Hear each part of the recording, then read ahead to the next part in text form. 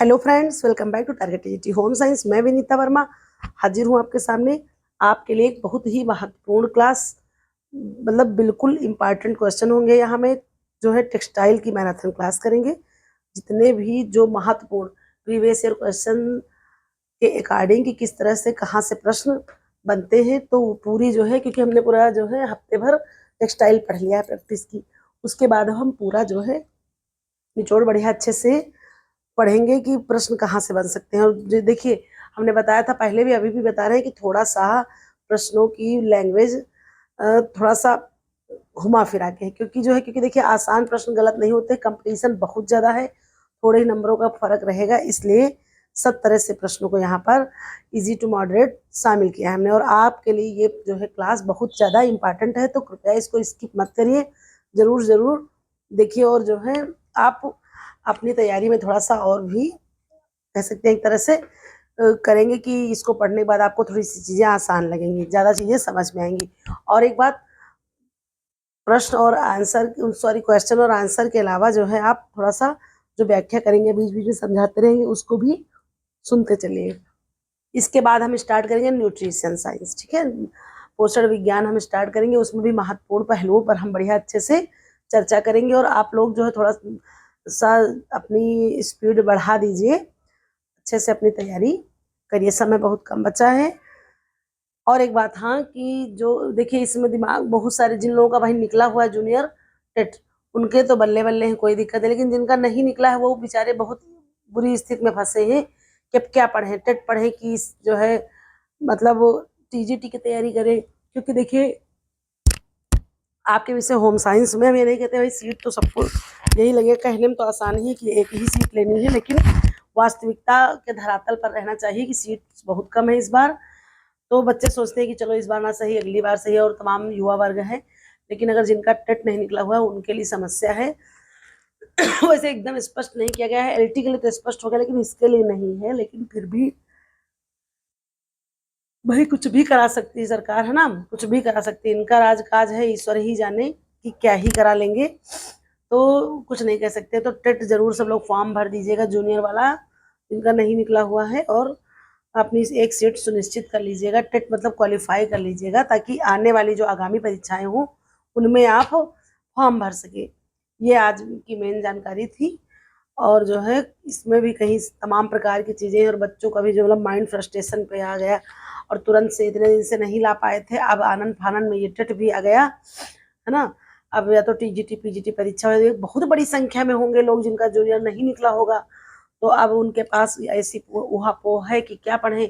PGT वालों का तो सोचिए जो है मई में ही पेपर है, तो ये सारी दिक्कतें हैं। वो तो दे लेंगे, फिर अपना पढ़ लेंगे, उनके पास 2 महीना रहेगा, लेकिन जो टीजीटी में उनके लिए मात्र 1 महीना रहेगा, लेकिन जो है तो वो यही स्थिति है। तो चलिए ठीक है, बातें बहुत हो गई, लेकिन ये कि आपको भाई थोड़ा सा करना होगा। आप ऐसा कर सकते हैं कि एक टाइम शेड्यूल बना लीजिए, टेट के लिए भी थोड़ा सा जो है शुरू कर दीजिए, क्योंकि आपको टेट पास करना बहुत ज़्यादा ज़रूरी हो जाता है। ठीक है, चलिए आइए क्वेश्चन पर चलते हैं। और ये इंपॉर्टेंट सीरीज है आपके लिए, थोड़ा सा ध्यान देकर आप लोग पढ़ लेंगे। देखिए बहुत ज़्यादा चकाचौंध के उसमें मत जाइए, थोड़ा सा गंभीरता के साथ जो है ये क्लास मेरी भी आप लोग देख लिया करिए। आइए क्वेश्चन पर देखते हैं। वस्त्र विज्ञान में रेशे के वर्गीकरण के आधार पर निम्न में से कौन सा वर्गीकरण स्रोत के आधार पर सबसे उपयुक्त माना गया है। ठीक है, देखिए हमारे प्रश्न बेसिक से हैं, और एक प्रश्न में तमाम सारी चीजें उसका कह सकते हैं पूरा टॉपिक क्लियर कराने वाले, मतलब उस तरह से हमने प्रश्न फ्रेम किए हैं। तो पहला क्वेश्चन है, प्राकृतिक एवं कृत्रिम, लंबाई एवं मोटाई, रंग एवं बनावट, मजबूती एवं लचीलापन। ठीक है, तो ये पूछा गया। क्वेश्चन क्या है, वस्त्र विज्ञान में रेशे का जब हम वर्गीकरण करेंगे उसके आधार पर कौन सा वर्गीकरण स्रोत सबसे उपयुक्त माना गया। ऑप्शन में आपके पास देख ही लिया है, तो करेक्ट आंसर आपका क्या हो जाएगा, ए, प्राकृतिक एवं कृत्रिम। ठीक है, सबसे पहले हम कौन सा वर्गीकरण करेंगे, प्राकृतिक एवं कृत्रिम। ठीक है, आप जानते ही हैं कि कितने प्रकार होते हैं, तो 2 प्रकार होते हैं, एक होता है आपका प्राकृतिक होता है, और एक होता है आपका कृत्रिम। ठीक है, तो इसमें क्या करना है, प्राकृतिक में भी 3 प्रकार होते हैं। प्राकृतिक में 3 प्रकार कौन कौन से होते हैं, एक आपका आ जाएगा वानस्पतिक जगत, एक आ जाएगा आपका प्राणिज जगत, एक आ जाएगा आपका खनिज जगत। तो इसको और जो है संश्लेषित रेशे या कृत्रिम रेशे, इनमें तो मान लीजिए कि लिनन हो गया आपका आ जाता है, सॉरी लिनन नहीं होगा, इसमें नायलॉन हो गया आपका, पॉलिएस्टर हो गया, एक्रिलिक, ये सारी चीजें इसके अंतर्गत आएंगी। और बाकी आपका प्राकृतिक के अंतर्गत क्या क्या आ जाएगा, तो प्राकृतिक में जो वनस्पत जगत है उसमें आपका आ जाएगा लिनन, कपास, जूट, हेम्प, मनीला, बाका, ये सारे आपके क्या आएंगे, तो वो आपके आएंगे वनस्पत जगत के अंतर्गत। इसके बाद खनिज में आपका आ जाएगा एस्बेस्टस, सोना और चांदी, ये सब जो आपको चट्टानों से प्राप्त होते हैं वो खनिज जगत के अंतर्गत। बहुत मूल जो है समझने की आवश्यकता है, सारे टॉपिक क्लियर हो जाएंगे। इसके बाद आपका आता है जांतो जगत, और जांतो जगत में क्या होता है आपका रेशम, यानी कि जांतो जगत या प्रोटीन जगत, प्रोटीन तंतु, आप मतलब हर तरह से चीजों को समझने का प्रयास करिए, है ना। तो इसमें आपका आता है रेशम और ऊन, ये इसके अंतर्गत आता है। तो आई होप आप लोगों को समझ में आ गया होगा। तो ये पूरा मतलब इस तरह से आप पढ़िए कि पूरा एकदम दिमाग में छप जाए, आ जाए कि प्राकृतिक तो दिमाग में आ जाए 3 प्रकार, वानस्पतिक, प्राणिज, खनिज। वानस्पतिक में कौन कौन से, तो वानस्पतिक में आपका आ जाएगा लिनन, कपास, जूट, हेम्प, अबाका, मनीला। इसमें भी तने से प्राप्त होने वाला, बीज से प्राप्त होने वाला और पत्ती से प्राप्त होने वाला, तो इस तरह से बीज से आपका हो गया कपोक हो गया, और इसके अलावा कपास हो गया आपका तने से हो गया, लिनन हो गया, जूट हो गया, तो ये सब आपका तने से प्राप्त होता है, ठीक है। और जैसे कि आपका हो गया चीसल, पिना, ये सब क्या है, ये पत्ती से प्राप्त होने वाले आपके कह सकते हैं, एक तरह से कहे जाते हैं। अब आका, पाइनएप्पल, तंतु, यानी जो जो है पत्ती वाले हैं ये आपके, ठीक है। आइए अगले क्वेश्चन पर चलते हैं। तो अगला क्वेश्चन हमारा क्या है, आई होप आप लोगों को समझ में आ रहा होगा। अगला प्रश्न आपका है, यांत्रिक परिसज्जा की प्रक्रिया में वस्त्र की सतह को चिकना एवं आकर्षक बनाने हेतु कौन सी विधि प्रमुख रूप से अपनाई जाती है, तो कैलेंडरिंग हो गई, मर्सराइजेशन हो गई, मर्सराइजेशन हो गया, ब्लीचिंग हो गया, डाइंग हो गया। तो करेक्ट आंसर ए हो जाएगा कैलेंडरिंग, ठीक है। क्या हो जाएगा आपका कैलेंडरिंग। कैलेंडरिंग से क्या होता है, वस्त्र को जो है वस्त्र की सतह को चिकना और आकर्षक बनाया जाता है कैलेंडरिंग सतह से। इसमें क्या होता है कि उसको वस्त्र जो सतह है वस्त्र की, क्योंकि देखिए जो करघा होता है उससे उतरा हुआ कपड़ा हल्का पीला मटमैला होता है, उसमें जो है किसी भी प्रकार की परिसज्जा नहीं होती, और ये कैलेंडरिंग क्या है आपकी, तो ये एक प्रकार से कह सकते हैं कि परिसज्जा है। तो इससे क्या होता है, जो पीला मटमैला वस्त्र होता है आप हमको बताइए, तो उसको क्या कहते हैं, जो करघे से उतरा हुआ वस्त्र होता है उसको क्या कहते हैं, तो आप लोग आंसर करेंगे हमको, करघे से उतरा वस्त्र उसको क्या कहते हैं, तो उसको कहते हैं ग्रे गुड्स, है ना, ये आप लोगों ने पढ़ा होगा, ग्रे गुड्स कहते हैं उसको। वो कैसा होता है, तो हल्का पीला मटमैला होता है। लेकिन जब और वो ताने बाने के रेशों के हिसाब से जब करघे से उतरता है तो थोड़ा सा असमान होता है, टेढ़ा आड़ा तिरछा, तो उसी के लिए सारी परिसज्जाएं की जाती है, कैलेंडरिंग, मर्सराइजेशन, है ना। जैसे मर्सराइजेशन में क्या होता है, कास्टिक सोडा में भिगोया जाता है। होता क्या है, जो कपास होता है वो सेम के बीच की जो होते हैं अनुप्रस्थ काटने पर तो वो फूल करके एकदम गोल हो जाते हैं। तो ये सारी चीजें मर्सराइजेशन प्रक्रिया के बाद होती है। कैलेंडरिंग में क्या होता है, सतह चिकनी हो जाती है, ठीक है। आई होप याद रखेंगे आप लोग। अगला प्रश्न क्या है, तो अगला प्रश्न है, रासायनिक परिसज्जा का मुख्य उद्देश्य वस्त्र को कौन सा विशेष गुण प्रदान करता है जो यांत्रिक विधि से संभव नहीं है। रासायनिक परिसज्जा में क्या जो कि यांत्रिक से संभव ना हो, ठीक है। तो स्थायित्व, रंग स्थिरता, आकार, और सी है आपका जल रोधकता। तो करेक्ट आंसर है सी हो जाएगा आपका जल रोधकता। ये जो है बगैर रासायनिक जो है उसके संभव नहीं है, इसके लिए आपको रासायनिक या केमिकल का प्रयोग करना पड़ेगा, यांत्रिक से ये संभव नहीं है। और अन्य परिसज्जाएं हैं जो थोड़ा बहुत की जा सकती हैं। नेक्स्ट क्वेश्चन पर आते हैं। तो नेक्स्ट क्वेश्चन आपका क्या है, नेक्स्ट क्वेश्चन है, रंगाई प्रक्रिया में फाइबर की संरचना के अनुसार रंगों का अवशोषण किस कारक पर सबसे अधिक निर्भर करता है। ऑप्शन आपके पास हो जाते हैं, तापमान, रासायनिक संरचना, प्रकाश, दाब। तो सही उत्तर हो जाएगा बी, रासायनिक संरचना, ठीक है। जो रासायनिक संरचना है उसके अनुसार रंगों का अवशोषण जो है रासायनिक संरचना पर निर्भर करता है कि उसकी कैसी संरचना है, उस हिसाब से जो है वो रंगों को अवशोषित करेगा, एब्जॉर्ब करेगा, कितना अपने अंदर सोखेगा और कितना उस पर पक्का रंग चढ़ेगा। ठीक है, नेक्स्ट क्वेश्चन पर चलते हैं। तो नेक्स्ट क्वेश्चन है हमारा, छपाई की प्रत्यक्ष विधि में रंग को वस्त्र पर सीधे लगाने की प्रक्रिया में कौन सी तकनीक का प्रयोग किया जाता है प्रमुख रूप से? तो देखिए, ए है block printing, discharge printing, resist printing, roller printing. तो सीधे सीधे पूछा गया प्रत्यक्ष विधि, डायरेक्ट, कहीं कोई भी नहीं। तो प्रत्यक्ष विधि में क्या होगा, करेक्ट आंसर हो जाएगा ए ब्लॉक छपाई, है ना, जिसको कहते हैं ठप्पा छपाई। इसमें क्या होता है, जैसे कि एक तरह से एक मान लीजिए लकड़ी का हो गया, और वैसे भी जैसे बना सकते हैं आप, आलू का काट लिए, भिंडी का जैसे बच्चों को सिखाया जाता है, पेंसिल का छिकला वगैरह, इन सबसे। लेकिन जो प्रमुखतः ठप्पा होता है वो लकड़ी के बड़े बड़े सांचों से बना हुआ होता है, उस पर जो है डिजाइन उकेरी हुई होती है, ठीक है, इस तरह से, और उसको उठा करके उसमें ठप्पा पे, वो आपकी प्रत्यक्ष और सीधी जो है छपाई के अंतर्गत आता है, और यही सबसे प्राचीन विधि है। अगले प्रश्न पर आते हैं, वस्त्रों को चमकदार व सफेद बनाने के लिए पारंपरिक रूप से प्रमुख नील का मुख्य कार्य क्या होता है? तो ऑप्शन है आपके पास, दाग हटाना, पीलेपन को छिपाना, फाइबर मजबूत करना, रंग स्थिर। तो करेक्ट आंसर हो जाएगा आपका बी, पीलेपन को छिपाना। ठीक है, क्या हो जाएगा आंसर आपका, पीलेपन को छिपाना, क्योंकि जो वस्त्र होता है, जो कपास का आपका या सूती वस्त्र कह सकते हैं, लिनन के हो गए, तो इनमें जो है धीरे धीरे करके इस्तेमाल करते करते और धुलने के बाद इनमें हल्का सा धीरे धीरे क्या आने लगता है, तो पीलापन आने लगता है। तो उसके लिए हम नील का प्रयोग करते हैं। इससे क्या होता है, वस्त्र जो है थोड़ा बहुत सा उसके अंदर चमक आ जाती है। वस्त्र में भी इंडिगो जो नील है वो आपकी प्राकृतिक नील के अंतर्गत आता है, लेकिन उसमें क्या है, थोड़ा सा मतलब कह सकते हैं एक प्रकार से वो बहुत ही महंगी पड़ती है और घुलनशील होती है, इसलिए उसका प्रयोग कम ही किया जाता है। आइए अगले क्वेश्चन पर चलते हैं। अगला क्वेश्चन है हमारा,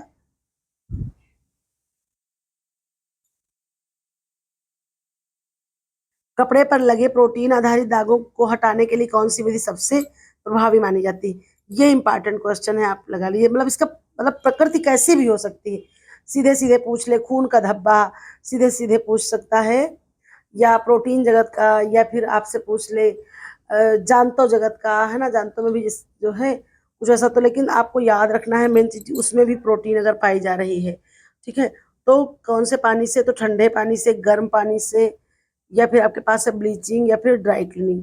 तो करेक्ट आंसर आपका क्या हो जाएगा, ठंडे पानी से, क्योंकि गर्म पानी प्रयोग कतई नहीं करना है, क्योंकि गर्म पानी से क्या होगा, देखिए जो प्रोटीन होता है वो गर्मी के ताप के संपर्क में आते ही वो जमने लगती है, फिर वो दाग एकदम पूरा पक्का हो जाएगा, फिर जाएगा ही नहीं, इसलिए गर्म पानी का प्रयोग कतई नहीं करेंगे।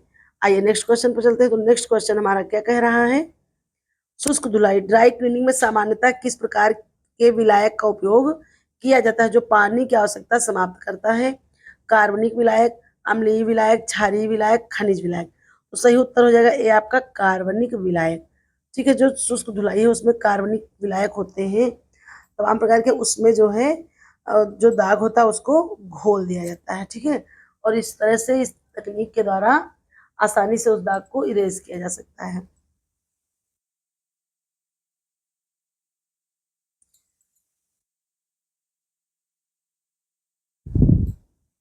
आइए अगले क्वेश्चन पर चलते हैं। अगला क्वेश्चन हमारा क्या कह रहा है,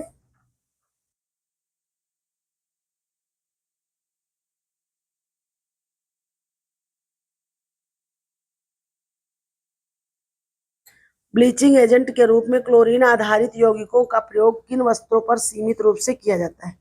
ए कपास, बी ऊन, सी लिनन, डी जूट। तो करेक्ट आंसर बी हो जाएगा ऊन। ठीक है, जो ब्लीचिंग एजेंट के रूप में क्लोरीन आधारित यौगिकों का प्रयोग ऊनी वस्त्रों पर किया जाता है। अगले क्वेश्चन पर चलते, तो अगला क्वेश्चन है हमारा, सादी बुनाई प्लेन व्यू की संरचना में ताना और बाना के धागों का परस्पर संबंध किस प्रकार का होता है? ऑप्शन आपके पास है, एक एक करके, दो दो करके, तिरछा, असमान।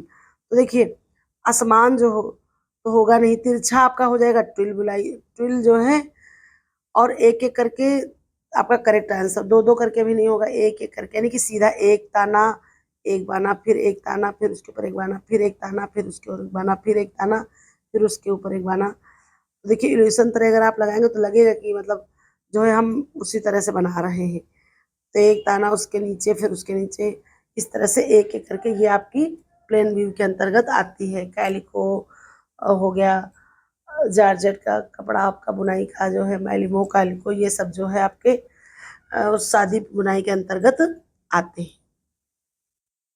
अगला प्रश्न, टूल या तिरछी बुनाई में वस्त्र की सतह पर तिरछी रेखाएं बनने का मुख्य कारण क्या होता है? ताना अधिक, बाना अधिक, असमान इंटरलॉकिंग, या फिर है, एक मिनट, डी में है नियमित क्रम में इंटरलॉकिंग। तो करेक्ट आंसर डी हो जाएगा, नियमित क्रम में इंटरलॉकिंग की वजह से टूल बुनाई में तिरछा प्रभाव आपको देखने को मिलता है। अगले प्रश्न पर, कॉलर के प्रकार में शर्ट कॉलर और मांडलिन कॉलर के बीच प्रमुख अंतर किस आधार पर होता है? ऑप्शन है लंबाई, मोड़, संरचना, चौड़ाई। करेक्ट आंसर बी हो जाएगा, मोड़ के आधार पर। ठीक है, कॉलर दो प्रकार की होती है, हमने उस दिन आपको कॉलर वाला टॉपिक बहुत अच्छे से, कॉलर प्लेट्स ये जो है पढ़ाया था आपको। अगले क्वेश्चन पर चलते हैं। तो अगला क्वेश्चन है, प्राकृतिक रेशों में कौन सा रेशा पौधे से प्राप्त होता है और सेलुलोज आधारित होता है? ठीक है, पौधे से ऊन हो गया, रेशम हो गया, कपास हो गया, नायलॉन हो गया। तो नायलॉन तो प्राकृतिक ही नहीं है। रेशम और ऊन क्या हो गया? तो रेशम और ऊन आप जानते हैं ये वनस्पति जगत का है नहीं, प्राकृतिक में तो आता है, लेकिन ये कहाँ पे आता है? तो ये जो है आपका आ जाएगा, एक तरह से कह सकते हैं किसमें आएगा, रेशम और ऊन जानतो जगत के अंतर्गत आएगा, है ना? आएगा कि नहीं आएगा? और ये जो आपका कपास है ये आपका आ जाएगा इसके अंतर्गत, तो वनस्पत जगत के अंतर्गत। तो इसलिए जो है करेक्ट आंसर आपका सी हो जाएगा, कपास। कपास आप जानते हैं ये रेशम का, सॉरी, ये ताप का सुचालक होता है। कपास के लिए जो है उष्णकटिबंधीय जलवायु, काली मिट्टी, भुरभुरी होनी चाहिए, और इसका रेशे 1.5 से 2.5 इंच तक की, पौधे की लंबाई 4 से 5 फीट तक की होती है। और ये इसको क्या कहते हैं? तो कह सकते हैं एक प्रकार से यूनिवर्सल फाइबर, है ना, कपास को कहते हैं। इंपॉर्टेंट टॉपिक है ये आपके लिए, कपास। अगला प्रश्न, जानतो रेशे की विशेषता के रूप में निम्न में से कौन सा गुण प्रमुख रूप से पाया जाता है? उच्च ताप सहनशीलता, प्रोटीन संरचना, जलरोधकता, फिर कठोरता। करेक्ट आंसर बी हो जाएगा, प्रोटीन संरचना। ठीक है, और एक चीज आप जान लीजिए कि ऊन में कितने परसेंट सल्फर? तो 4% सल्फर भी पाया जाता है प्रोटीन के साथ साथ। ठीक है, तो ये इसकी विशेषता है कि ये जो है प्रोटीन संरचना है। अगले क्वेश्चन पर चलते हैं। अगला क्वेश्चन है, खनिज रेशे में एस्बेस्टस का प्रमुख उपयोग मुख्यतः किस कारण से होता है? तो रंगाई हो गया आपके पास, तापरोधी हो गया, लचीलापन हो गया, हल्कापन। तो करेक्ट आंसर आपका बी हो जाएगा, तापरोधी। ठीक है, तापरोधी का मतलब खनिज रेशे में जो एस्बेस्टस होता है ये क्या होता है? इसका ताप का कोई प्रभाव नहीं पड़ता है, ये जलता भी नहीं है, इसका ताप पर कोई प्रभाव नहीं पड़ता है। और इससे कैसे वस्त्र, इससे अग्निरोधी वस्त्र बनाए जाते हैं। यान वान जब अंतरिक्ष वगैरह में जाते हैं तो इसी से बने हुए वस्त्र पहनते हैं, और इस आग में आपके जलता नहीं है। आइए अगले क्वेश्चन पर चलते। तो अगला क्वेश्चन हमारा क्या है, वनस्पतिक जगत से प्राप्त रेशे में लिनन का निर्माण किस पौधे के तने से किया जाता है? तो लिनन का तो करेक्ट आंसर आपका हो जाएगा फ्लैक्स। ठीक है, कपास से नहीं, जूट से भी नहीं, सन से भी नहीं, फ्लैक्स के पौधे से जो है आपके लिनन का निर्माण होता है। फ्लैक्स के पौधे के तने से प्राप्त किया जाता है। और लिनन, लिनन भी आप जानते हैं क्या, तो ये बहुत ही ज्यादा ऐश्वर्य का, मतलब रईसी का प्रतीक माना जाता है। शांति का, सुंदरता का तो है ही है, शीतलता का प्रतीक, लेकिन ऐश्वर्य का, धनाढ़ लोग इसका प्रयोग करते हैं क्योंकि ये बहुत ही ज्यादा महंगा होता है। मिस्र का जो जो है लिनन है वो बहुत ज्यादा, मतलब क्वालिटी में भी अच्छा होता है, और वहां पर भी जो पिरामिड वगैरह है उसमें भी लपेटा जाता है। मिस्र को लिनन, लिनन को जो की भूमि भी कहते हैं। ठीक है, लिनन भी एक तरह से कह सकते हैं ताप का सुचालक जो है रेशा है। इसमें भी नमी और शोषक क्षमता कपास से थोड़ी ज्यादा ही होती है, सेल्यूलोजिक रेशा भी है ये। आइए अगले क्वेश्चन पर चलते हैं। तो अगला क्वेश्चन है हमारा, कपास के रेशे की प्रमुख विशेषता क्या है जो इसे दैनिक उपयोग के वस्त्रों के लिए उपयुक्त बनाती है? कपास के रेशे की विशेषता पूछी जा रही है ताकि दैनिक वस्त्र, चमक, शोषण क्षमता, कठोरता, वजन। तो करेक्ट आंसर बी हो जाएगा, शोषण क्षमता। शोषण का मतलब ये हमारा शोषण नहीं करता है, और शोषक क्षमता होती है, पसीने को सोखता है, नमी बनाए रखता है हमारे शरीर में, और ये डेली पहनने में भी जो है बहुत आसान होता है, उपयोग के लिए बहुत ही ज्यादा आरामदायक होते हैं इसके वस्त्र पहनने में। आइए अगले क्वेश्चन पर चलते हैं। अगला क्वेश्चन है हमारा, जूट रेशा मुख्यतः किस प्रकार के उत्पाद के निर्माण के लिए जाना जाता है? तो परिधान, कालीन, रस्सियां, रेशमी वस्त्र। तो करेक्ट आंसर हो जाएगा सी, रस्सियाँ। कालीन और रस्सी में कंफ्यूज नहीं होंगे। अगर यहाँ रस्सी ना होता तब कालीन वैसे नहीं बनता, लेकिन हाँ पावदान वगैरह बनते हैं, लेकिन उसका बड़ा रूप कालीन को भी दे सकते हैं। लेकिन अगर रस्सियाँ ना होता, यहाँ पर हो जाता परिधान, रेशमी वस्त्र, शॉल, रजाई, कम्बल, ऐसा कुछ हो जाता। और पावदान, तो पावदान को आप सही कर देंगे, है ना, कंफ्यूज नहीं होंगे। ऐसे तो स्पेशली रस्सियाँ, बाकी तो जो है अन्य बोरा वगैरह हो गया, रस्सी हो गया, तमाम प्रकार की अन्य चीजें भी खिलौने सुंदरता के लिए आजकल तो देखिए कितना ज्यादा सब उसमें प्रयोग होता है, लेकिन रस्सियाँ यहाँ पर आंसर होगा आपका करेक्ट। नेक्स्ट क्वेश्चन पर चलते हैं। तो नेक्स्ट आपका क्वेश्चन क्या है? कपोक रेशा अपनी हल्की संरचना के कारण किस उपयोग के लिए जाना जाता है? बात आ रही है यहाँ पर कपोक की, तो कपोक अभी हमने आपको पढ़ाया कैसा रेशा है। तो ये आपका प्राकृतिक रेशा। प्राकृतिक में कैसा? तो प्राकृतिक में भी आपका ये जो है वनस्पतिक जगत से, वनस्पत जगत में भी कहाँ से? तो बीज से प्राप्त होने वाला रेशा है।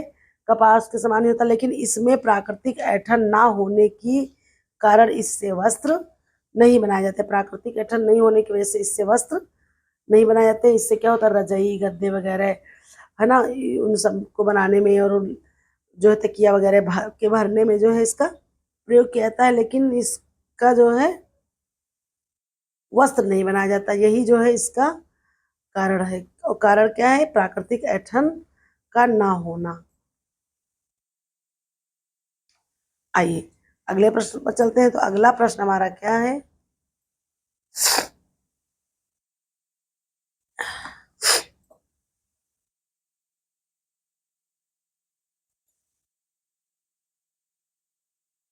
रेयान के अर्धकृत्रिम रेशा क्यों कहा था? इसका प्रमुख कारण क्या है? तो इसको आपको हम पहले ही समझा दे रहे हैं कि ये क्या होता है। तो इसमें 50% क्या होता है? सेलुलोज होता है। ये याद रखिए आप लोग, क्या होता है? 50% सेलुलोज होता है। 50% इसमें, ये 5 है, 50% इसमें क्या होता है? तो कृत्रिम चीजें, ये रासायनिक चीजें होती हैं, इसलिए इसको अर्धकृत्रिम कहा जाता है। क्योंकि 50% इसमें सेलुलोज भी होता है, लकड़ी, गूदा वगैरह, रेशे और अन्य चीजें जो भी प्राकृतिक होती हैं, इसलिए इसको जो है अर्धकृत्रिम। तो देखिए क्या है आपके पास ऑप्शन? पूरी तरह कृत्रिम होना, 1 मिनट, फिर है प्राकृतिक स्रोत से रासायनिक परिवर्तन, केवल मशीन से बनना, केवल लगा तो वैसे भी, फिर है धातु का बनना। तो उत्तर आपका क्या हो जाएगा? प्राकृतिक स्रोत से रासायनिक में इसको परिवर्तित किया था, इसलिए इसको अर्धकृत्रिम रेशा कहा जाता है। नेक्स्ट क्वेश्चन पर चलते हैं। तो नेक्स्ट क्वेश्चन आपका क्या है? नायलॉन। नायलॉन रेशा अपनी मजबूती और लचीलेपन के कारण किस प्रकार के उपयोग में लाया जाता है? बात किसकी हो रही है? तो नायलॉन की। तो नायलॉन के धागे को, तो सबसे पहले आप एक चीज ये जान लीजिए कि नायलॉन, 1 मिनट, हाँ, तो नायलॉन को किस में नापते हैं? तो इसको हम डेनियर में, ठीक है, डेनियर में कहता है इसका मूल्यांकन या नापने पर। और देखिए एक चीज होता है, अनुप्रस्थ काट जो देखते हैं तो गोल छोटे छोटे चित्तीदार दिखते हैं, और धागे क्या होते हैं? हाइड्रोजन बांड एवं क्या होता है, अणु से मजबूत होने पर बंधे होते हैं, हाइड्रोजन बांड से बने होते हैं। और नायलॉन 6 ठीक है, का जो 6 पॉलीमर, और धागे का व्यास क्या होता है? स्पिंडल के छिद्रों पर आधारित होता है। नायलॉन क्या होता है? इसकी खोज अमेरिका में की गई थी, ये भी आप लोग जान लीजिए।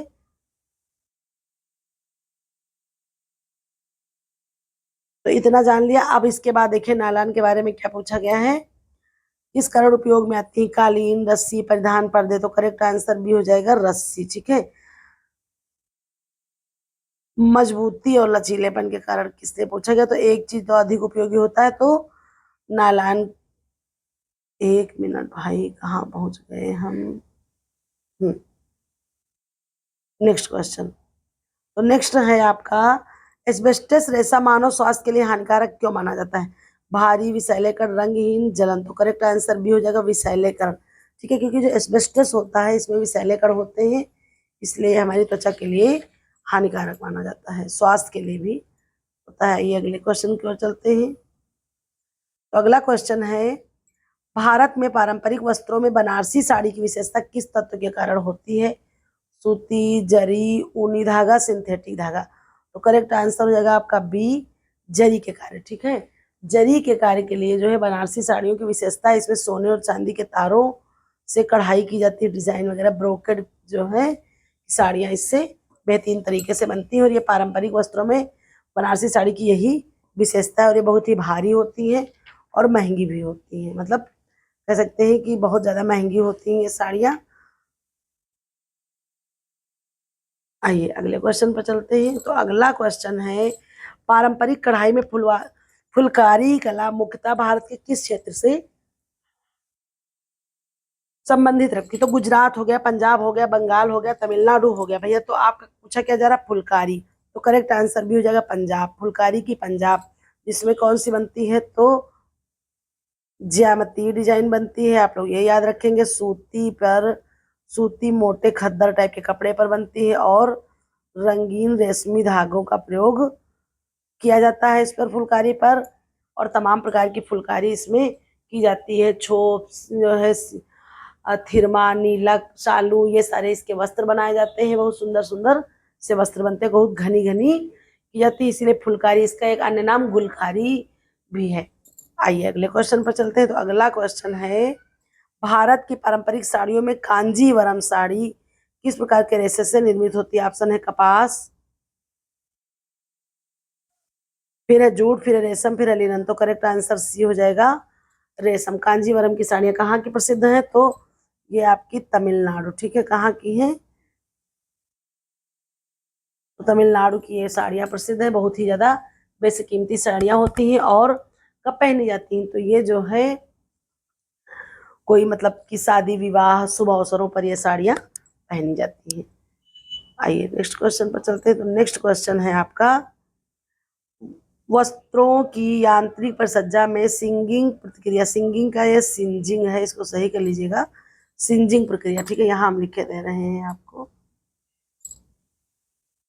सिंजिंग प्रक्रिया का मुख्य उद्देश्य सतह पर उपस्थित अवांछित रेशों को हटाना क्यों है? देखिए प्रश्नों में उत्तर भी छिपा हुआ है कि इसका कार्य क्या, सिंजिंग किस लिए की? तो सतह पर उपस्थित अवांछित रेशों को हटा करके उसको झुलसा करके उसको चिकना कर दिया जाता है, ये भी होता है। सतह चिकनी करने के लिए आंसर आपका करेक्ट हो जाएगा। जबकि चमक बढ़ाने के लिए तो मर्सराइजेशन की जाती है। रंग स्थिर करने के लिए अगर सूती है तो उसमें सिरके का प्रयोग, रेशमी है तो उसमें सॉरी सूती है तो उसमें नमक का प्रयोग, और रेशमी है तो उसमें सिरके का प्रयोग किया जाता है, ये भी आप जानते हैं। और मोटाई बढ़ाना तो आपका सूती वाले में तो भाई हो नहीं पाएगा। हाँ, यह है कि रेशम में डिगमिंग प्रक्रिया की जाती है, वो भारी के लिए की जाती है। जब वो कुछ प्रोसेस में गोंद हट जाता है तो बाद में उसको भारी करने के लिए।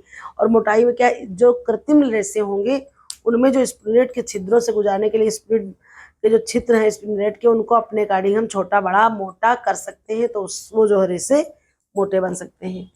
आइए अगले प्रश्न पर चलते हैं। तो अगला प्रश्न हमारा क्या है,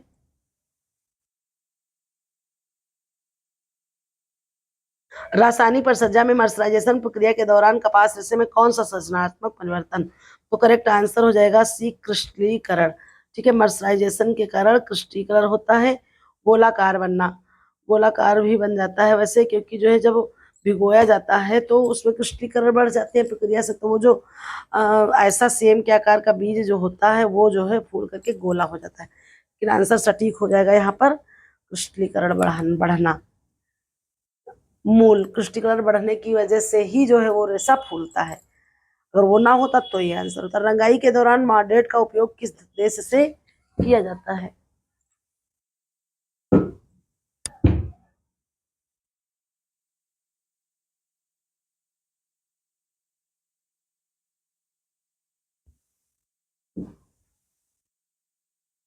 स्थायित्व क्षमता,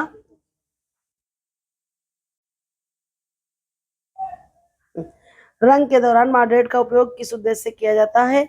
इससे रंग की स्थायित्व क्षमता बढ़ी रहे। तो बी आंसर है रंग बांधना, ठीक है, रंग की स्थायित्व क्षमता बढ़ी रहेगी। नेक्स्ट क्वेश्चन पर आते हैं। तो नेक्स्ट है, डिस्चार्ज प्रिंटिंग विधि में पहले से वस्त्र पर पैटर्न बनाने हेतु किस प्रकार की प्रक्रिया की जाती है? रंग जोड़ना, रंग हटाना, फाइबर काटना, या फिर है डी धुलाई करना। तो करेक्ट आंसर आपका क्या हो जाएगा?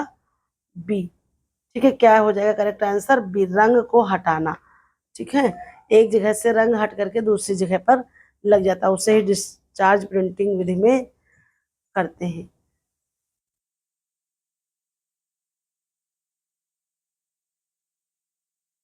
अगला है, वस्त्रों में नीलेपन देने के लिए प्रयुक्त नील वास्तव में किस सिद्धांत पर आधारित होता है जिससे पीलेपन का भ्रम समाप्त होता है। तो ये करेक्ट आंसर है भी प्रकाशीय प्रभाव। इस पर प्रकाशीय प्रभाव पड़ता है तो थोड़ा सा उसमें चमक आ जाती है और पीलेपन कम हो जाता है।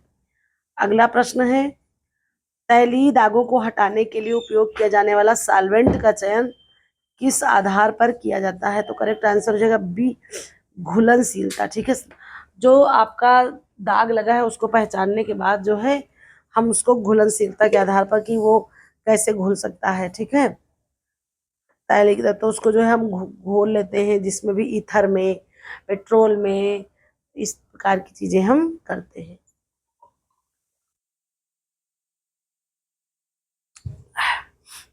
नेक्स्ट क्वेश्चन,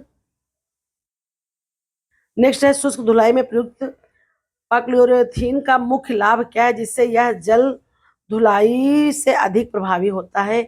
सस्ता होना, तेजी से वाष्पित होना, तेल घोलना, गंध रहित होना। तो करेक्ट आंसर सी हो जाएगा, तेल घोलना। ठीक है, नेक्स्ट क्वेश्चन पर चलते हैं। ब्लीचिंग प्रक्रिया में हाइड्रोजन पेरोक्साइड का उपयोग किस प्रकार के वस्त्रों के लिए सुरक्षित माना जाता है?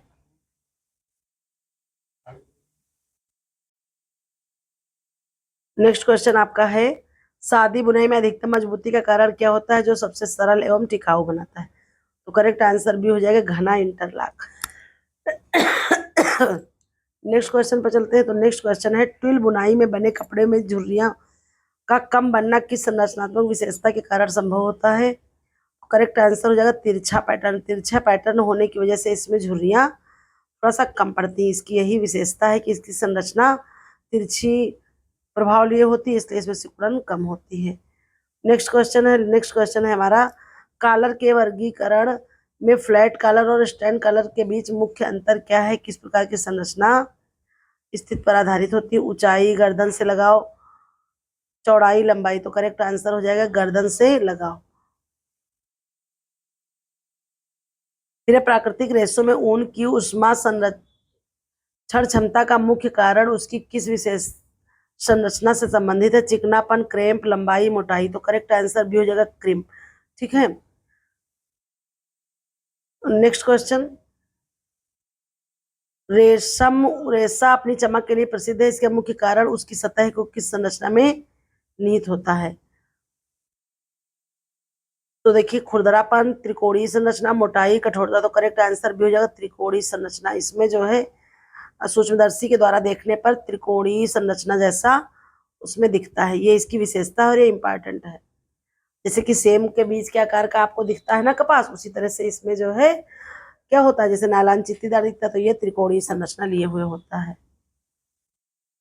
फिर अगला है क्वेश्चन, लिनन रेशा कपास की तुलना में अधिक मजबूत क्यों होता है? इसका जो है कारण उसकी किस संरचना में निहित है? तो करेक्ट आंसर सी हो जाएगा क्रिस्टलीय संरचना में। इसलिए जो है ये लिनन से ज्यादा मजबूत होता है और उससे ज्यादा अधिक महंगा भी होता है, क्योंकि प्रोसेसिंग में भी लंबा समय लगता है और जो है मेहनत और खर्च भी ज्यादा इसमें लगता है।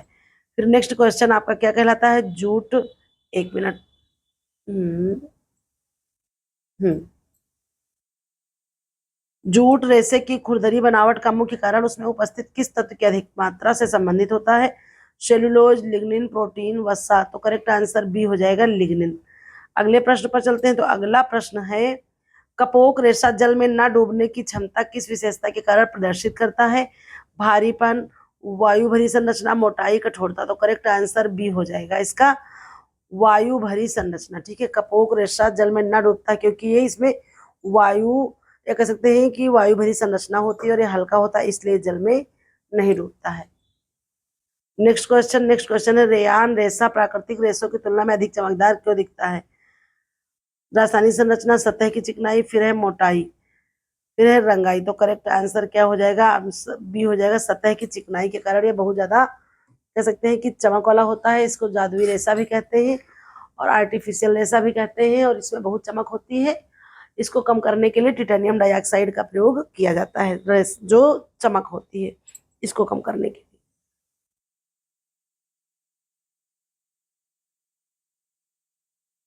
नायलॉन रेशा घर्षण प्रतिरोधी क्यों होता है? इसका मुख्य की विशेषता में क्या आता है?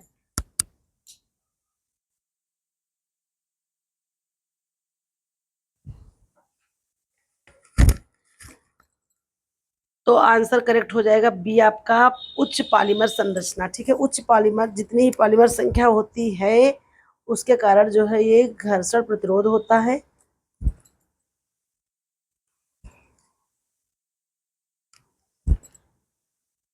एस्बेस्टस रेशा आग प्रतिरोधी क्यों होता है? इसका मुख्य कारण उसकी किस विशेषता से संबंधित होता है? करेक्ट आंसर सी हो जाएगा, उच्च ताप सहनशीलता। ठीक है, इसकी यही विशेषता है कि ये जो है उच्च ताप सहनशीलता होती है, इसमें ये ताप को सह सकता है और ये आग में आपके जलता नहीं है। फिर नेक्स्ट आपका है, भारत की पारंपरिक कढ़ाई चिकनकारी किस विशेष प्रकार के धागों और तकनीक का उपयोग से बनता है? तो करेक्ट आंसर यहाँ पर हो जाएगा सफेद धागा। हमने आपको बताया था इसको और क्या कहते हैं, व्हाइट एम्ब्रॉयडरी, यानी कि सफेद कढ़ाई। वैसे तो इंग्लिश में ही कहते हैं व्हाइट एम्ब्रॉयडरी, और सफेद चिकने धागे से बनता है। इसके टाके जैसे तमाम प्रकार के होते हैं,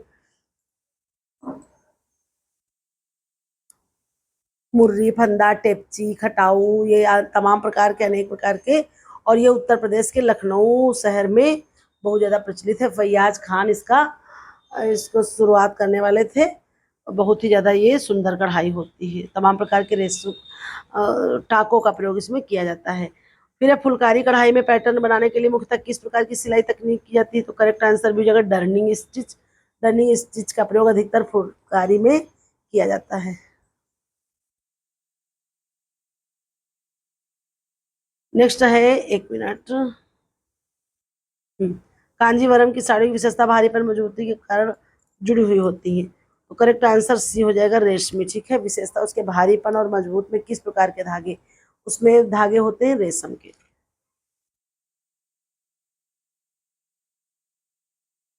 फिर है, बनारसी साड़ी में जरी के कार्य के लिए धातु का पारंपरिक उपयोग किया जाता है। तो हो गया सोना। ठीक है, वैसे तो चांदी के प्रयोग का, लेकिन पारंपरिक तरीके से कह सकते हैं तो जो है सोने का प्रयोग किया जाता है। नेक्स्ट क्वेश्चन पर चलते हैं। तो नेक्स्ट क्वेश्चन है हमारा, क्या है, भारत की पारंपरिक साड़ियों में पटोला साड़ी की विशेषता किस प्रकार की रंगाई तकनीक के कारण होती है? तो tie and dye, double ikat, printing, bleaching. तो करेक्ट आंसर बी हो जाएगा डबल इकत। ठीक है, डबल इकत होता है पटोला साड़ी में। और ये कहाँ की प्रसिद्ध है? गुजरात की होती है। इसमें ताने पहले मतलब कि धागों को भी रंगा जाता है, तमाम प्रकार के पैटर्न बनते, बहुत ही सुंदर प्रकार की जो है साड़ियाँ यहाँ पर बनाई जाती है। कहाँ की प्रसिद्ध है? तो गुजरात की प्रसिद्ध है। ठीक है, टाई एंड डाई विधि में रंगाई से पहले कपड़े को बांधने का उद्देश्य किस प्रकार के पैटर्न के लिए? तो डी नियंत्रित। ठीक है, नियंत्रित पैटर्न बनाने के लिए धागों को जो पहले से ही रंग लेते हैं, और उसके अलावा टाई एंड डाई में जब वो रंगाई करने के पहले बांधते हैं, जब बांध देते हैं तो नियंत्रित है, वहां पर रंग नहीं लगता है, एक प्रकार से कह सकते हैं। वहां पर धागा इतना कसकर बांधा जाता है तो वो जो है वहां पर अवरुद्ध हो जाती है, वो रंग तो वो नहीं चढ़ता है। फिर ये नेक्स्ट क्वेश्चन पर चलते हैं। तो नेक्स्ट क्वेश्चन हमारे क्या है, वस्त्रों की रासायनिक परिसज्जा में जलरोधी बनाने के लिए किस प्रकार के रसायन का उपयोग किया जाता है? अम्ल, रेजिन, क्षार, रंग। तो करेक्ट आंसर भी हो जाएगा रेजिन। ठीक है, जलरोधी बनाने के लिए, यानी कि जो वस्त्रों में परिसज्जा की जाती है उसमें जब जलरोधी, यानी कि जब उसमें जैसे कि छाता हो गया आपका, रेन कोट वगैरह हो गए, तमाम प्रकार के झोले आजकल बनते हैं, बैग वगैरह, उसमें किसका प्रयोग करते हैं, किस केमिकल का? तो रेजिन का प्रयोग करके उसको जलरोधी बनाया जाता है। ये याद रखेंगे, इंपॉर्टेंट है। नेक्स्ट क्वेश्चन पर चलते हैं। नेक्स्ट क्वेश्चन आपका है, वस्त्रों में स्थायी प्रेस फिनिशिंग देने के लिए कौन सी प्रक्रिया मुख्य रूप से अपनाई जाती है? कैलेंडरिंग, रेजिन फिनिशिंग, ब्लीचिंग, धुलाई। करेक्ट आंसर बी हो जाएगा रेजिन फिनिशिंग। ठीक है, स्थायी प्रेस, स्थायी प्रेस का मतलब होता है फिर उसमें सिकुड़न नहीं पड़ती है और उसमें बार बार प्रेस करने की आवश्यकता नहीं होती है। तो रेजिन फिनिश के द्वारा ये प्रक्रिया अपनाई जाती है, रेजिन फिनिश में प्रयोग की जाती है। नेक्स्ट क्वेश्चन पर चलते हैं। तो नेक्स्ट क्वेश्चन आपका क्या हो जाएगा? तो नेक्स्ट क्वेश्चन है, रंगाई में डायरेक्ट डाई का उपयोग मुख्यतः किस प्रकार के रेशों के लिए होता है? इंपॉर्टेंट क्वेश्चन है, डायरेक्ट डाई की बात हो रही। ठीक है, डायरेक्ट डाई तो देखिए, प्रोटीन हो गया, सेलुलोज हो गया, खनिज हो गया, synthetic. Correct answer is the option B आपका सेलुलोज जगत के, सेलुलोजिक जगत के जो रेशे उनके लिए आपका डायरेक्ट जो है या प्रत्यक्ष छपाई जो होती है वो जो है बहुत ही ज्यादा अच्छी मानी जाती है, कह सकते हैं एक प्रकार से। ठीक है, नेक्स्ट क्वेश्चन पर चलते हैं। तो नेक्स्ट क्वेश्चन आपका क्या है, छपाई की रजिस्ट विधि में रंगाई से पहले किस पदार्थ का उपयोग करके डिजाइन सुरक्षित रखा जाता है? तो जो छपाई की रजिस्ट विधि है, तो अब मोम हो गया, अम्ल हो गया, क्षार हो गया, नमक हो गया। करेक्ट आंसर ए हो जाएगा मोम।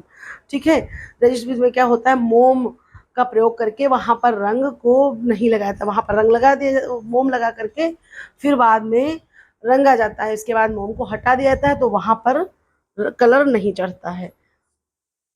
फिर अगला प्रश्न आपका क्या है, कपड़ों पर लगे जंग के दाग हटाने के लिए कौन सा रसायन, तो अमोनिया, ऑक्जेलिक एसिड, साबुन, नमक। तो करेक्ट आंसर भी हो जाएगा ऑक्जेलिक एसिड। और ये प्रश्न आपके लिए बहुत ही ज्यादा महत्वपूर्ण है, धरातलीय प्रश्न है, इंपॉर्टेंट है। ठीक है,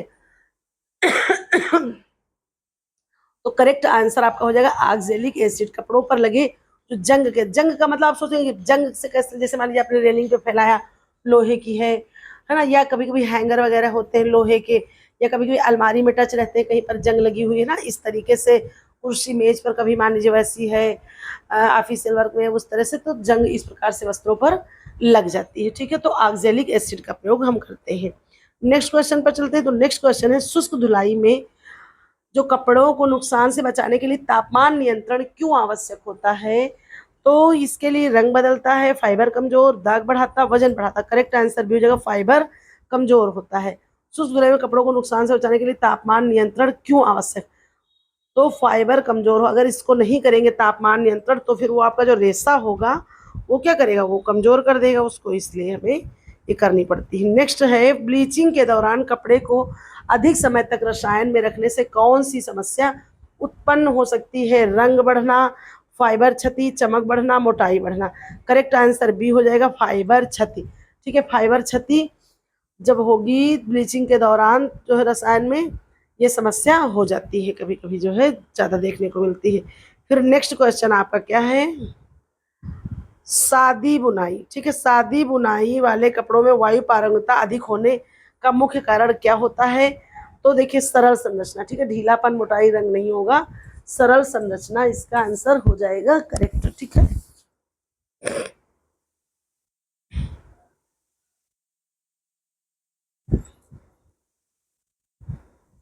नेक्स्ट क्वेश्चन पर आते हैं। कॉलर के डिजाइन में, एक मिनट, शायद एक क्वेश्चन छूट गया है क्या,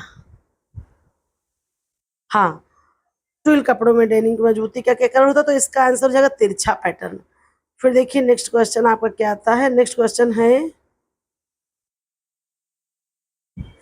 कॉलर के डिजाइन में रोलिंग कॉलर का उपयोग मुख्यतः किस उद्देश्य से किया जाता है, तो हो जाएगा सजावट। ठीक है, जो रोलिंग कॉलर है उसका प्रयोग सजावट के लिए किया जाता है।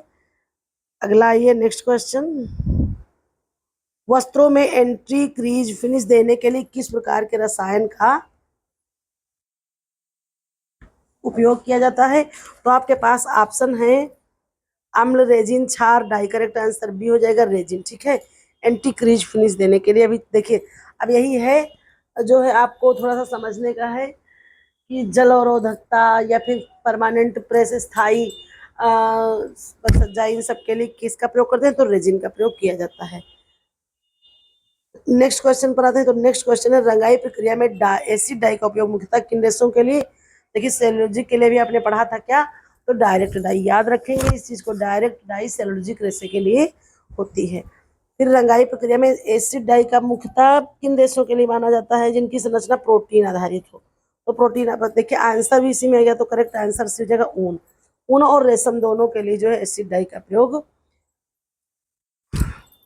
होता है। और एक चीज तनु, लेकिन है ना, वो जो है एसिड का जो है तनु घोल, या अम्ल का तनु घोल, ये याद रखेंगे आप लोग, तनु घोल, अम्ल का क्या, तो अम्ल का तनु घोल। तनु घोल का मतलब ठंडे घोल, यानी कि गर्म घोल में भिगो देंगे तो वो जो है रेशों को हानि पहुंचाएगा, रेशे गल भी सकते हैं, इसलिए तनु घोल में यानी कि ठंडे घोल में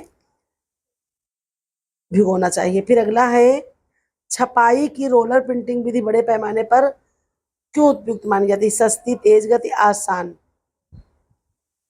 फिर आपके पास है रंगीन, तो करेक्ट आंसर हो जाएगा बी तेज गति, बहुत ही तेज गति से इसमें छपाई होती है, इसलिए इसको उपयुक्त माना जाता है। फिर है, कपड़ों में नील डालने के बाद धूप में सुखाने से नीलेपन का प्रभाव क्यों अधिक स्पष्ट दिखता है, तो करेक्ट आंसर हो जाएगा बी प्रकाशीय प्रभाव के कारण। अभी ऊपर भी दो क्वेश्चन आ चुके हैं। फिर है नेक्स्ट क्वेश्चन, तैलीय दाग को हटाने के लिए क्षारीय घोल का उपयोग क्यों प्रभावी होता है, इसका मुख्य कारण क्या है, बी हो जाएगा सैपोनिफिकेशन। ठीक है, सैपोनिफिकेशन की प्रक्रिया जो है होती है। फिर अगला क्या है, शुष्क धुलाई में प्रक्रिया में कपड़ों की संरचना सुरक्षित रहती क्योंकि इसमें किस तत्व का उपयोग नहीं किया जाता। ठीक है, किस तत्व का उपयोग नहीं किया जाता, तो हवा, पानी, ताप, रसायन। करेक्ट आंसर हो जाएगा बी, पानी। ठीक है, करेक्ट आंसर हो जाएगा पानी। चलिए हम फिर दो पार्ट में इसको कर लेंगे। ठीक है, दो पार्ट में जो है, चलिए अब 70 तक कर ही देते हैं। फिर इसके बाद फिर है ब्लीच एजेंट के रूप में, 1 मिनट। ब्लीच एजेंट के रूप में हाइड्रोजन पेरोक्साइड को क्लोरीन की तुलना में अधिक सुरक्षित क्यों माना जाता है, तो करेक्ट आंसर हो जाएगा आपका ऑप्शन क्या है, सस्ता, रंगहीन, कम हानिकारक, तेज। तो करेक्ट आंसर हो जाएगा सी, कम हानिकारक। ठीक है, ब्लीचिंग एजेंट के रूप में हाइड्रोजन पेरोक्साइड को जो है क्लोरीन की तुलना में कम हानिकारक माना जाता है। ये आपका